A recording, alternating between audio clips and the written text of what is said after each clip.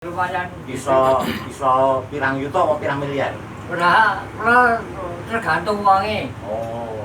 Tergantung mriko cara anune. Ning iso 50 yutanan ya? Ya punjul. Wah, itu berarti jenengan mang yuta. Punjul, Pak. Terus nek sing kuwi mau apa?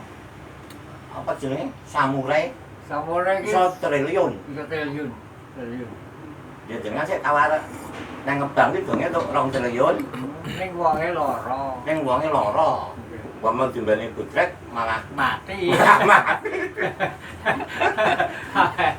ning jenengan iki pisan-pisan tau nyantol urung Pak sing Oke, dadak pusing lho. urung tau nyantol mah kapusan terus. Kapusan. Waduh.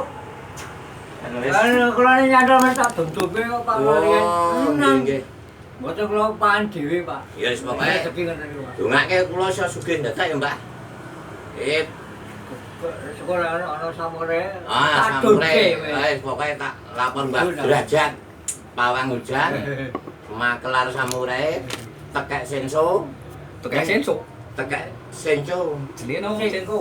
senso iki sing graji, Pak. Ning makur kapusan terus urung tahu nyantol ya, Mbak. Wah, ya wis. Nggih, nuwun Mas Gifan, ngoten mawon. Wis muga-muga ae, Pak. Wis kan tunggu. Jenengan dal-dal kering. Jare, Pak. Urung Tak lanjut tekan tak sekolah ya, Pak. Wis kan.